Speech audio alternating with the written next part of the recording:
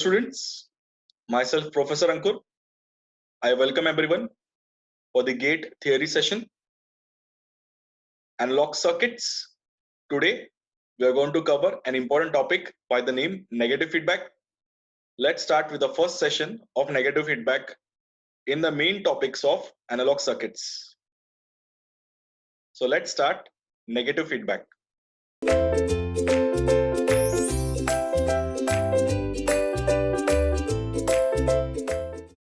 So the first question that normally arises is, what do you mean by negative feedback? So we need to understand here that the amplifier circuits are normally classified under two types of network arrangement. One is defined as open loop circuits, other is defined as closed loop circuits. Now, how to differentiate between both of them? You give an input to a network, the network processes it and gives you an output that is defined by an open loop circuit. And if you give an input to a network, the network processes it and gives you an output, but part of the output is getting picked up and is given back on the input side. That is what you mean by closed loop system or with feedback. Now the energy which is being brought from the output side to the input side will mix with the energy of the source. So the mixing effect will either be giving you a positive or energy addition, or you can say negative or energy subtraction. The effect of addition is defined as positive feedback and the effect of subtraction is defined as negative feedback. Implies whatever signals come from the source and whatever signal comes from the feedback circuitry, they are actually getting subtraction effect, or you can say difference effect, and the difference effect is being given as an input to the amplifier. This concept is defined as negative feedback. Now let's understand this concept using a small illustration. Suppose I have a source will generate an signal XS. So a source is generating a signal defined as XS, and now that XS is given to a difference unit. That difference unit is taking a signal XF. The XF is actually an output coming from the feedback circuitry. So what is basically the duty of the feedback circuitry? The amplifier is processing the energy of the input and giving you an output defined as XO. So whatever is the XO value, it is getting picked up by the feedback circuitry and that is getting processed to generate a signal XF. That XX signal can be defined as beta times XO. So the XF signal is coming on the input side and it is given to the difference unit. The difference unit will take the input from the source, that is XS, and the input from the feedback circuitry, that is XF, and create a difference of it. That difference effect will be defined as XI. So XI is XS minus XF. So the amplifier receives the input in the form of XI and produces an output with a factor of gain A. And that's the reason XO is A times XI. So this signal which was picked up by the feedback circuitry got processed and it created a feedback signal XF. So overall, if you observe, the network arrangement is defined as a closed loop system. And the final output of this entire network is XO and the input is XS. So if I can define the new gain of the circuitry, which will be defined as AF, or many a times can be defined as AVF or any other factor with respect to the notations of amplifier. So here in general, we are defining it as AF. So AF is basically defined as the closed loop gain of the system. So AF will be having the value XO by XS, which will have the value A by 1 plus A beta, where AF is the closed loop gain of the amplifier, A is the open loop gain of the amplifier, beta is the feedback coefficient, and A beta is basically defined as loop gain. Now when you look at this parameter as beta, many of the students will get confused with respect to the beta of the transistor, which was defined as IC by IB. There, that beta was basically defined as the DC current gain of the transistor. But here, this beta is basically the beta factor, or you can say feedback coefficient. So that is going to be the control factor for the feedback network. So don't try to mix the notations because they are having two different meanings and they are having two different applications. Let's go ahead. So what is the advantage of negative feedback?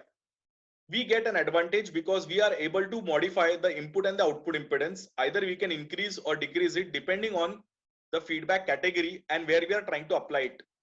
Definitely it will reduce the amount of distortion in the output, and the biggest advantage that we get here is due to the impact of negative feedback, there is a decrease in the gain. So if there is a decrease in the gain, it will have an increase in the bandwidth. So we are able to operate on higher bandwidths. So that's a major advantage of negative feedback. Now let's try and understand how do you put feedback in circuits. So here we are trying 4 types of feedback. So why do we have actually 4 types of feedback? We have 4 types of feedback because there are actually 4 types of amplifier. If the gain parameter of the amplifier is A, the A can be defined in terms of a relation between output and the input. The input can be given either in the form of current or in the form of voltage, because we are having 2 standard types of sources, current source and voltage source. So it can work like an input parameter. And similarly, when the output is getting processed and you're producing an output by the network, that output can be in the form of voltage or in the form of current. So what does it imply? The input given to a network comes in the form of voltage or current. The output produced by the network also comes in the form of voltage or current. So when you try to relate all these parameters, you will get 4 relations. So when you talk about voltage amplifiers, trans resistance amplifiers, trans conductance amplifiers and current amplifiers, these 4 names are purely derived because of the type of output produced and the type of input taken. So since there are 4 types of amplifier, when you apply feedback to all 4, you get 4 types of feedback circuits. So here we are having 4 types of feedback: voltage series feedback, voltage shunt feedback, current series feedback and current shunt feedback. Let's understand the feedback logic one by one. So now we are looking at the left hand side top circuitry, which is defined as the name voltage series feedback. Now why do we have voltage series feedback? So why do we have voltage series feedback?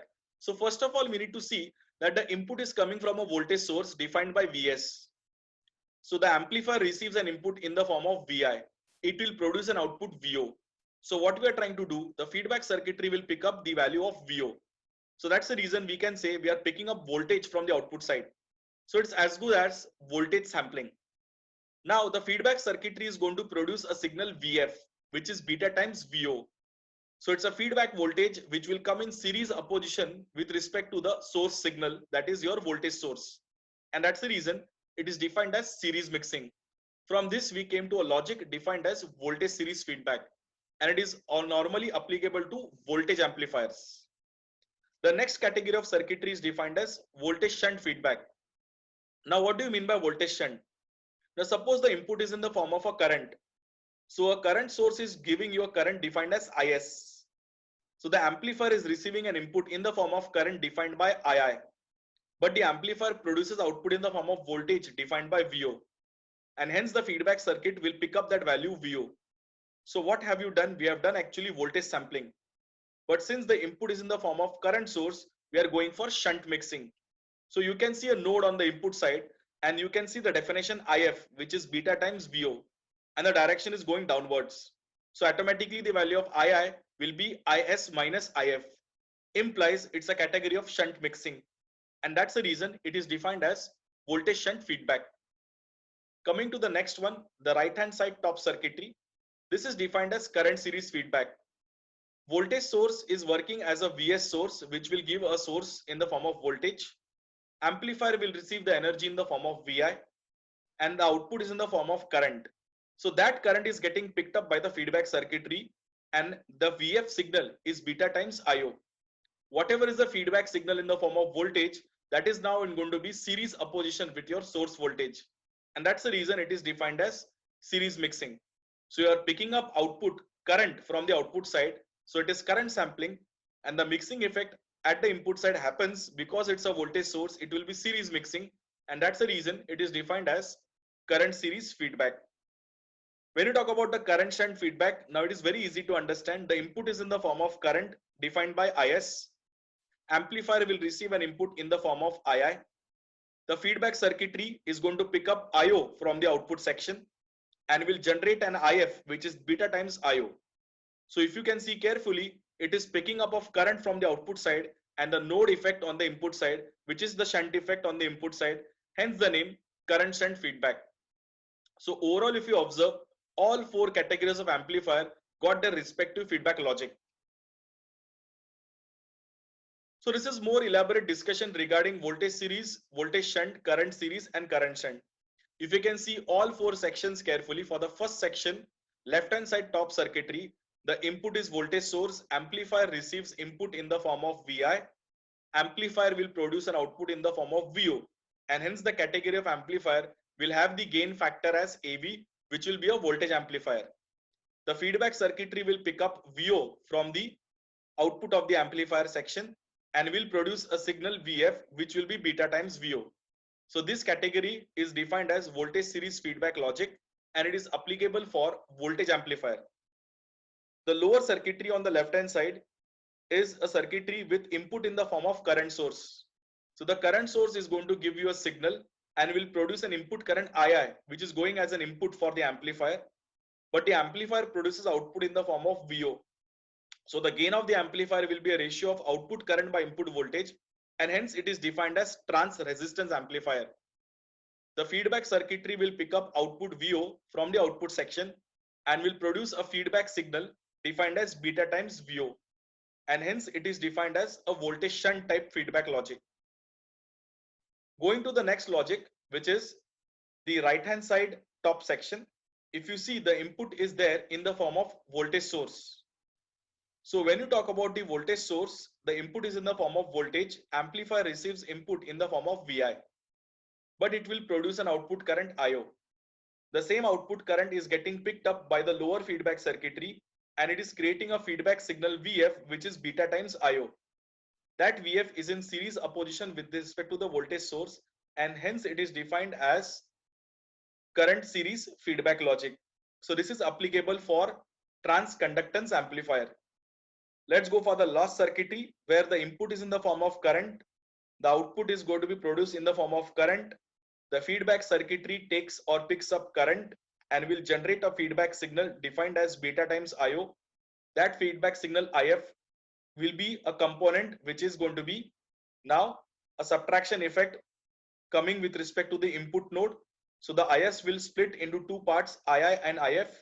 So we talk about negative feedback at that node, and that's the reason it is going to be defined as current shunt feedback circuitry. It is normally applicable for current amplifiers. So this is how you create the four types of feedback circuitries for the four types of amplifier. Now, if I consider every type of amplifier will have its own closed loop gain. If you see the gain is AV, then the gain will become AVF. If I see the gain is RM, then the gain will become RMF. If the gain is GM, it will become GMF. And if the gain is AI, it will become AIF. Because every amplifier is having its own logic of feedback. So automatically the feedback definition for all four circuits are different. So as I've said, since there are four types of feedback logic, there are four types of gain equation. The voltage series feedback logic will have the equation AVF as AV by 1 plus AV beta. The voltage shunt feedback logic will have the definition RMF, which will be RM by 1 plus RM beta. The current series feedback logic will have the definition GMF as GM by 1 plus GM beta. And the current shunt logic will be defined as AIF. It is going to be AI by 1 plus AI beta. The second column that is mentioned here is basically current series. There's a misprint of current shunt. Coming back to the definition, there are four columns in all. The first column is voltage series. The second column is current series. The third column is current shunt, and the fourth column is voltage shunt. Now going to the impact of input resistance. When I try to compare the impact of input resistance for the voltage series feedback, the input resistance will increase and the output resistance will decrease. For the voltage shunt feedback logic, both the input and the output resistance will decrease. For the current series feedback, that is your second section, the input resistance and the output resistance will increase. And for the current shunt feedback logic, both input resistance and output resistance will have an impact. The input resistance will decrease and the output resistance will increase. I repeat, there is a change in the column name of the second column. It is current series feedback logic.